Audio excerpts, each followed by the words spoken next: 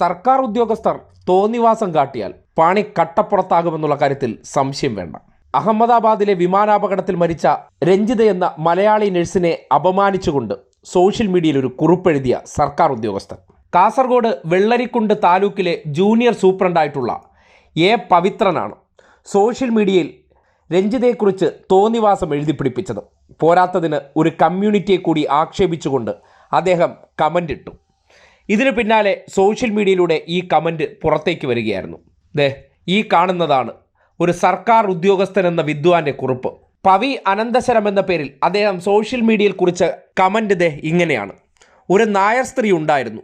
കേരള സർക്കാർ ജോലി നൽകിയ അവർ ലീവെടുത്ത് വിദേശത്ത് സാധനം തേടിപ്പോയി. കിട്ടേണ്ടത് കിട്ടി. പിന്നെ മറ്റൊരു കമൻറ്റ്: നായർ സ്ത്രീകളുടെ പാരമ്പര്യം തനിക്കറിയില്ലേ?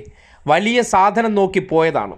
രഞ്ജിത എന്ന സ്ത്രീ അവർ വിദേശത്ത് സർക്കാർ ജോലിയിൽ നിന്ന് ലീവെടുത്ത് കൂടുതൽ ശമ്പളം തേടി പോയതിനെയാണ് സാധനമെന്നൊക്കെ ആക്ഷേപിച്ചുകൊണ്ടും ദ്വയാർത്ഥ പ്രയോഗം നടത്തിക്കൊണ്ട് ഈ വിദ്വാൻ സോഷ്യൽ മീഡിയ കമൻ്റ് ഇട്ടത്. ഇതൊന്നും ഈ നാട്ടിൽ ചോദ്യം ചെയ്യപ്പെടില്ല എന്നായിരുന്നു ധാരണ. ഇതിനെ സംബന്ധിച്ചുള്ള വിമർശനങ്ങൾ ഉയർന്നുകൊണ്ട് ഈ കമന്റ് സോഷ്യൽ മീഡിയയിൽ പ്രചരിച്ചതിന് പിന്നാലെ റവന്യൂ മന്ത്രി കെ രാജൻ ഉടനടി തന്നെ നടപടി സ്വീകരിക്കുകയായിരുന്നു.